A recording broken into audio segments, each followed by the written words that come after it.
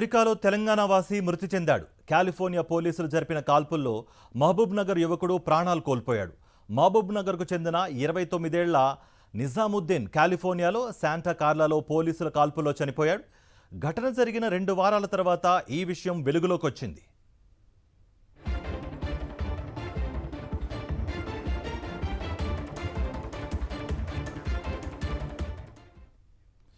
మహబూబ్ నగర్ పట్టణంలోని బీకే రెడ్డి కాలనీకి చెందిన ప్రభుత్వ ఉపాధ్యాయులు హసానుద్దీన్, ఫర్జానా బేగం దంపతుల కుమారుడు మహమ్మద్ నిజాముద్దీన్ ఈ నెల 3న అమెరికాలోని కాలిఫోర్నియా శాంటా కార్లా ఏరియాలో తనతో పాటు గదిలో అద్దెకు ఉంటున్న రూమ్మేట్తో ఏసీ విషయంలో గొడవపడ్డాడు.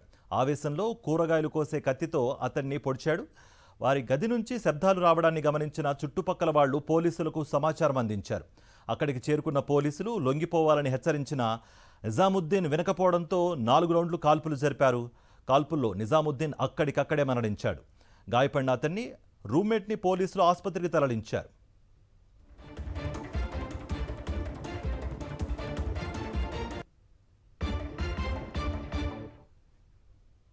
నిజాముద్దీన్ 2016లో అమెరికా వెళ్ళాడు. ఫ్లోరిడాలో 2 ఏళ్ల పాటు చదువుకున్నాడు. ఆ తర్వాత ఏడాది పాటు వెతకగా అక్కడే జాబ్ వచ్చింది. 4 ఏళ్లు పనిచేసిన తర్వాత 2023లో ప్రమోషన్తో కాలిఫోర్నియాకు వచ్చాడు. వీసా గడువు ముగియడంతో పొడిగిస్తామని చెప్పిన కంపెనీ వాళ్ళు ఆ పని చేయలేదు. ప్రభుత్వ అనుమతితో 6 నెలలుగా అక్కడే ఉంటున్నాడు. ఈ క్రమంలో రూమ్మేట్తో ఏసీ విషయంలో గొడవ జరగడం నిజాముద్దీన్ మృతికి దారితీసింది. తమకు న్యాయం చేయాలని నిజాముద్దీన్ తండ్రి విదేశాంగ మంత్రికి రాసిన లేఖలో కోరారు.